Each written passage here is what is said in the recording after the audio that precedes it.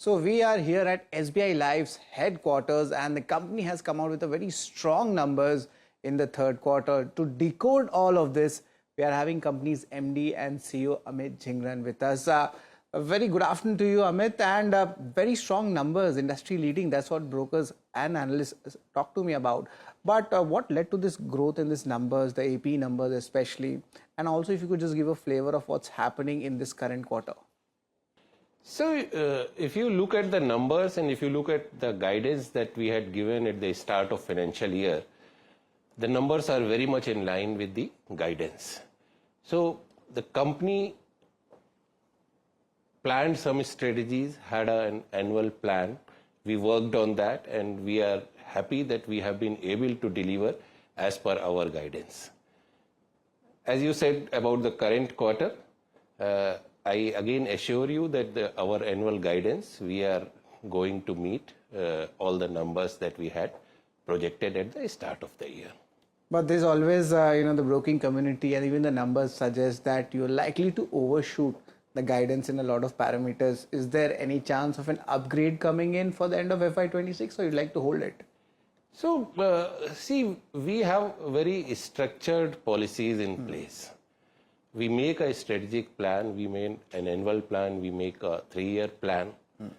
Now the numbers for the next year are under works. We are planning that how next year we are going to perform, on what areas to improve, on what areas to rectify what we have been doing over the years. So at the fag end of the financial year, I don't want to change any of the numbers that we had projected for the financial year. After the financial year, we will come up with our guidance for the next financial year. And Amitji, the VNB margins, that's what we talk about, the value of new business margins. They were a kind of, depressed. Will that depression continue because of, the announcement which had come in earlier on the GST cuts? In the next couple of quarters, we can see much more, kind of impact, or will this impact, kind of bottom out? No, I do not agree that the numbers, VNB margin numbers were depressed. We had given a guidance of 26 to 28%, and at 27.2%, that they are bang on with our range guidance. There may be quarter-to-quarter variation, and there are various factors which affect that. There is seasonality, and there was a big effect of GST on the VNB margin. Also, the labor code has affected. We had made certain provisions for the labor code implementation also. So, if you look on quarter-to-quarter basis, there may be a certain dip, but it is broadly within our range. We have been able to withstand the GST effect, the labor code effect, everything through our operational efficiencies. Well, that's pretty much nicely summed up. But the product launch pipeline, going ahead, which are the high margin products you'll be looking at? What are the growth numbers, which have already come in this quarter? If you could just break that up. So as a company, we had guided that we are working on our product mix. If you look at the growth numbers line of business wise, our main product ULIP has shown around 7% growth, whereas our overall growth is above 16%. So our remaining lines of businesses, that is non-participating, guaranteed products, protection products, participating products, all of them have shown very good growth during the quarter and during the first 9 months of the financial year. This has come on the back of product tweakings, new product launches in various lines of businesses, and we are very happy that whatever products we have launched in last 6 to 9 months or last 1 year, 1.5 years, all of them have got good market response. All right, but just to put that in perspective in the margins front, going ahead, you're looking at, much more value-added products. So that product shift which you're talking about, changing the product mix, what kind of, product mix changes we can expect, let's say, in the next 12 to 18 months? So these non-ULIP lines of business, as you are aware, are higher margin products for the industry and for the company also. And our aim to improve the total contribution of these lines of businesses in our total product mix is bearing fruit, and that is the they are resulting into the improved VONB margin that you are seeing in the company's numbers. Right. So, of course, we are looking at some positive momentum for your entire operational setup. But the commission income, that's also something which has done well in this quarter as well. What are your views on that going ahead, that rate of growth to continue? Uh, you are talking about commission income or the commission that we pay to our The commission customer? income. Commission income Yeah. to the company. No, I think we do not have much of the commission income. We pay commission to our distributors. On the investment side, definitely our yields that we earn through interest, through dividend, they have shown good growth, and they are a result of the market movement also. Right. So that's a kind of good correlation coming in. But coming back to your distribution, there is agencies, there is banking channels.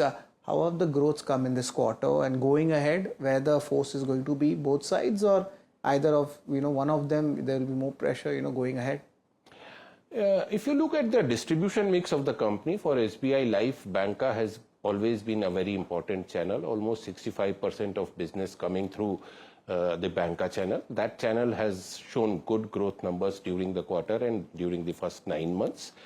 But at the same time, if you look at the agency channel, we are number one agency channel operator in the entire private industry.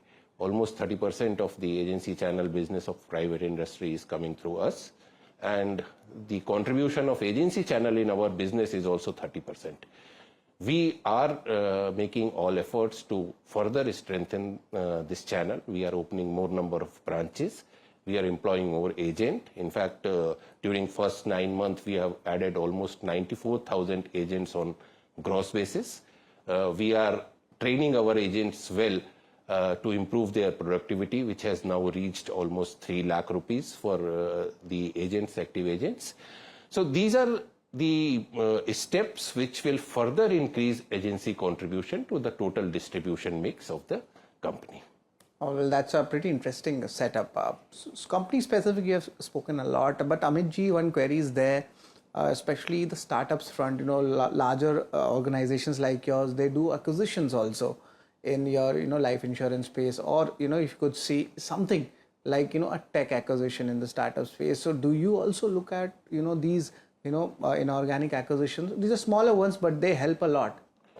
We are open to all ideas, but as of now, we do not see, nothing is under discussion, or we are not looking on any specific object on that scene, but we are open to that. Yeah. And last question, Amit ji, is the budget expectations. Of course, buzz is that something positive might come for the life insurance industry. So as an industry stalwart yourself, what are the expectations you can have for this industry, for this budget? See, the Indian economy is going through a very robust growth phase. The inflation is also down. Last 1 year, government has given so many relaxation on the tax front, be it income tax or the GST reforms. They have put more money in the pockets of the consumers. Insurance affordability has also improved because of the GST exemption that has been given to the industry. So what more we can ask for?